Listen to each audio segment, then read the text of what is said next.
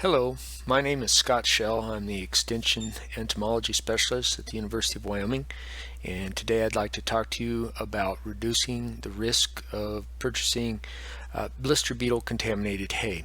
You might have heard of the news story that came out in January of 2020 about a large number of horses in Wisconsin that were poisoned by blister beetle contaminated hay, and so certainly this happens probably on smaller scales every year, and I want to share with you some information that may help reduce the risk of that happening to your livestock or riding animals. If I mention any product names in this presentation, it is not an endorsement of the Extension Service. Blister beetles is the common name for the family Meloidae. These are insects that are relatively common across the United States, but in that family there is a genus called Epicata that have a behavior of swarming on blooming plants to mate, and the females are more interested in eating and the males interested in mating, and they will do that on alfalfa and other legumes, and so that's how they become a problem, because if they are harvested with the hay, their body contains a poison. The genus name Epicata, is the root of that is caut, which is meaning to burn, like cauterizing a wound. Only the cantharidin is the name of the poisonous chemical in the body fluids of the blister beetles, and it can blister skin and mucous membranes. It is secreted as a defense. Here you can see this blister beetle, they can do what's called reflexive bleeding, and so if it was being attacked by a bird or some other creature, it could do that and then expose the chemical to what's attacking it. If you accidentally crush it or brush against it and does that on your skin, it can form a blister. It actually has medicinal uses when purified to be used to burn warts off of skin.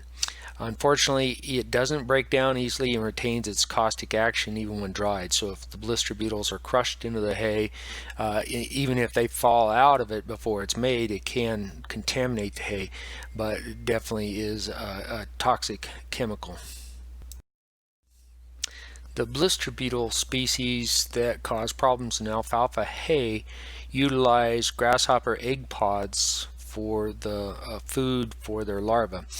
In our region, they have a 1-year life cycle where the adult female will lay eggs, eggs hatch, and that first instar, as you can see down here in the lower left corner, is slender and tiny and mobile, and they search out grasshopper egg pods that are buried in the surface of the soil and then dig into there and will eat the eggs and molt and become less mobile. They've found their food source. They don't have to be mobile anymore, and then we'll spend the winter as a pupa and will emerge the next year in time to repeat the cycle. But again, in that respect, they can be beneficial, but the problem with that is they can contaminate hay, and their population surges when grasshopper populations are high. And so in years following grasshopper outbreaks, you have more problems with blister beetles because there are more of them that successfully found egg pods and survived and then repeat the cycle. So your population of blister beetles increases in those times. Here is just a picture of the late instar blister beetle larva dug out of the ground with a grasshopper egg pod, and showing the eggs, the brown cylindrical things, and then the two grubs that were there. So one of the strategies that producers of hay can do to reduce the chances of blister beetles being in their fields is grasshopper control. So fewer grasshoppers, fewer egg pods, fewer habitat for the blister beetle larvae. Now these four blister beetles are potentially the ones that would cause the most problem in our region. The striped species is the most toxic. It contains the most cantharidin. No specimens have ever been collected in Wyoming, but there's no geographic barrier to them getting here from, say, Nebraska or South Dakota, where they're known to exist.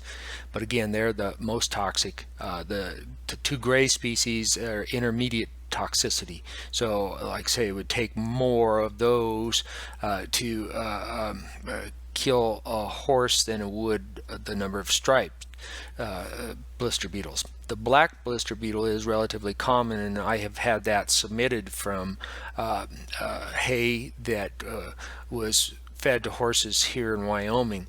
I didn't know the origin of the hay that these beetles came from, but again, the black blister beetle is relatively common in our state. It is most abundant in late summer, which makes sense because that's when most grasshopper egg pods are available to their larvae to seek out. You often see them also, congregating on flowering weeds like goldenrod. That's a really favored plant for them. So weed control around alfalfa fields can also help reduce the amount of blister beetles that may move into the field because they don't have the initial flowering weeds to attract them. I have had people submit Pyrota species of blister beetles. They are in the same family and they superficially look similar to the striped, but they don't have the behavior of gathering on blooming legume plants in mass, and so they are not considered a hay pest at this point in time. How toxic are they? Well, the blister beetles say they vary with species on the amount of the cantharidin toxin that they contain. It has been shown in some scientific studies that the amount of cantharidin necessary to kill a horse is contained in 120 of the striped blister beetles, and so you can probably they are 2 to 3 times more toxic than the intermediate ones, and probably about 5 times more toxic than the black ones. So it can take quite a few of them, but no amount of the cantharidin is actually good to consume. It's a pretty potent blistering agent. You also have other risks when you're feeding hay to horses. You know, the moldy hay can cause conditions that can hurt the horse, such as the heaves. Anaerobic conditions and moisture in that really tightly baled hay can actually get botulism toxin. I knew a lady lost a couple of horses due to botulism. Poisonous weeds can be accidentally harvested in the hay, and ingestion of twine or net wrap accidentally by horses or other animals certainly is a risk. You need to keep the risk of blister beetles in perspective with all the other risks that come with feeding hay to animals. I mean, very few people have the pasture to just have their animals graze naturally. So we are stuck with feeding hay, and blister beetles, yeah, that's one risk, but there are others such as this photo from University of Florida vet school of hay wrap that had been removed from a horse's stomach. It is the behavior of the blister beetles that make them a hazard for our animals, in that they will gather on those plants in mass. And again, the beetles, you know, by themselves, when they're just crawling around out on the plants, are not really a hazard. You know, if a horse accidentally ate one out in a pasture, a highly unlikely occurrence, yeah, it would probably get some blisters, but wouldn't be killed by it. But because they swarm and get on the hay, and then that hay might be harvested, and during that process they are crushed in there and contaminate the hay. That's where the real risk comes from. Horses are more sensitive to the toxin than our other common classes of livestock, but it's not good for any of them. As in my readings about the blister beetles, there are a few birds that seem to be able to tolerate eating them, and a toad, but just about anything else except for some of the insect predators, they are discouraged by that toxin that the blister beetles contain. So besides being more sensitive to it, I think it's also is how we feed hay. Often horses are fed in mangers, and if they're like my two pasture pets, they lick their mangers clean. And whereas cattle, a lot of times, say a large round bale is unfolded out in a pasture, they jostle around each other. Blister beetles that may be incorporated in the hay could fall out, and there's less chance of one cow getting an entire lethal dose, whereas if you had one flake of hay that was infested with a mass of blister beetles and you threw it in a manger, you would greatly increase the chance of the horse being injured by that. Now, we don't generally feed a lot of hay on the ground to horses because there's another risk that can come from that, sand colic. They can ingest the particles of sand as they try to clean up the hay off of dirt, and then that can cause issues too. It's also very difficult to search each flake of hay for blister beetles, whether if they're the gray ones, they're not very apparent. The black ones, they're the smallest ones of the epicotta. They're still anywhere from 3/8 of an inch to maybe a half inch long, and again, after they've been dried and run through the machinery and handled, maybe fragments. So it's not very practical to inspect every flake down to the level that would take for detection of blister beetles. Now, you might think that hay producers would just use insecticides to kill the blister beetles in the alfalfa before the harvest, but it's not that simple. The insecticides labeled for blister beetles in alfalfa require a pre-harvest interval to allow the insecticide to dissipate before it's harvested. And during that time period, more of these mobile pests can move into the field again after treatment. And also during that time, more of the alfalfa or other legume would come into bloom, making it even more attractive during that pre-harvest interval. Now, you may not see the functional flight wings on the beetles because on most species they're folded up very neatly underneath the modified front wings that form a shield on their body, but they are mobile, and so that's how they can appear into a field pretty rapidly. So insecticides really are not an answer, at least not when you direct it at the blister beetles in the field.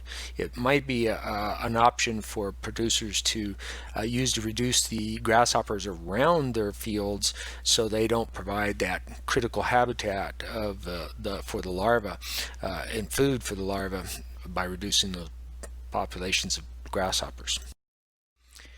Now, the other difficulty for hay producers to try to avoid harvesting the hay with the blister beetles on it is the size and the speed at which modern machinery goes through a field now. It would be very difficult to spot, say, a swarm of these blister beetles while you're sitting up in the cab moving down the field at a rapid pace with a broad machinery header on there. It just is not very practical to try to prevent that. The best thing that they can do is time their harvest when there's very little bloom in the crop, especially for horse hay, because then the risk is greatly reduced. There's nothing to attract the blister beetles into the field at that point in time. To reduce the risk to your livestock or horses from blister beetles, it is best to buy hay harvested when the alfalfa or other legume is not in bloom, if that's available. Now, beggars can't be choosers. Sometimes, you may not have a choice, and certainly it can be difficult to find hay in certain years. That's part of the problem that happened with the people who lost horses in Wisconsin in January of 2020, in that local hay was not available, and they bought hay from out-of-state sources, and certainly, they were pretty much desperate for hay, so they had to take what they could get. If you're buying hay from a hay broker, ask where it was grown and examine it closely before you purchase it for any of the problems that we've talked about, whether it's blister beetles or poisonous weeds, debris, mold, those types of things. Generally for horse hay, you're paying a premium for it, and you have every right to ask the producer about harvest practices that they use to avoid crushing and incorporating blister beetles into their hay. And they should try to answer them and provide answers that make sense. Essentially, they cannot fully guarantee that their hay is blister beetle free if it has blooms and it is grown in a region of the U.S. where blister beetles are present. It's just about impossible. But they can take lots of steps to reduce the risk, and you as a hay buyer can also, by your choices of hay, and reduce risks too. I think it's important for a hay consumer to know what steps a hay producer can take to reduce the risk of blister beetles. That way, you can ask potential suppliers of hay what steps they're taking and know the correct answers. Number one, of course, is the harvest timing. The cuttings of hay that can be sold for horse hay to reduce the risk the most from blister beetles would be ones where there's little or no bloom present in the field. Other steps that they can take is weed control around the field to prevent the blooming of weeds that attract the blister beetle, such as goldenrod for the black blister beetle. Perform grasshopper control around their fields. This reduces the larval habitat for the blister beetles and reduces their overall population. And then, of course, conduct harvest with practices that reduce the crushing and possible incorporation of beetles into the hay. If a producer of hay is trying to harvest when there is some flowering going on in his field, they can take a step that reduces the possibility of crushing and killing the blister beetle, so they can crawl out of the hay after it's been cut. They will leave it after it's drying down. And the way they can do that is to open up the crimper or conditioners on their swathers, and this will reduce the possibility of crushing the beetles into the hay. The downside to that for them is the longer time to dry hay, and of course, then it's out in the field longer. It could get rained on, those types of things. Certainly, there are some downsides to that, but it's also, if they're selling a premium hay for horses, taking steps to reduce that risk is probably worth it for them for the price that they can charge. Producers can also reduce the risk of blister beetles for horse hay by taking special steps to the outer swaths of their field, because a lot of times you open up a field by going around its circumference with swather before you start going back and forth, and those paths, as you turn, you'll crush the hay in those windrows. And so even if you've opened up your crimper and are not crushing the beetles during the swathing, if you drive over them while they're still in that hay, you can crush them. So only selling the internal hay is also a good idea, in that the outer edges are more likely to have blister beetle swarms because they can move out of the fence rows and borrow ditches where grasshopper eggs are most abundant, and then also the weedy areas in those fence rows and borrow ditches with goldenrod or amaranth, those types of things that can attract the blister beetles. That reduces risk. So that interior hay is less likely to be infested with blister beetles, and so it would be worth a premium that horse hay can bring. I think the number one thing that a buyer of hay to reduce the risk of having blister beetles is to have the cutting of hay that they get be done when there is little or no bloom in the field at all, because it's much more likely to have the swarms in areas that have alfalfa in full bloom. Certainly, when I was a kid, we had dryland mixed hay of alfalfa and crested wheatgrass, and usually to maximize our tonnage, we allowed that alfalfa to be in full bloom before we cut it. But there is risk even with that, because it's the flowering plants that attract the blister beetles into the crop. So trying to find hay without that is going to be high priority, even if it means maybe not having the fine stemmed and leafy cutting. If it was allowed to go to bloom, then you might be better off with a coarser cutting that doesn't have any bloom in it if you're trying to reduce your risk of blister beetles. More detailed information on blister beetles can be found in an excellent bulletin from Kansas State University Extension Service called MF959, and you can probably do a Google search using those keyword terms, or go to the URL that is provided to you there and read more detail about it. They have a fine vet school at KSU, and it was done in conjunction with them, and it is really related to the risk that blister beetles pose to horses. There's also some good information online, like the Merck Veterinary Manual about blister beetles and what the signs and symptoms are of intoxication from the blister beetle toxin cantharidin. So certainly, and I'm willing to be contacted and try to answer any questions that I perhaps didn't during this presentation at my contact information below. So with that, having livestock and horses, we have to feed hay. Almost everybody doesn't have the pasture that can allow the grazing animals to support themselves naturally, feeding on standing vegetation.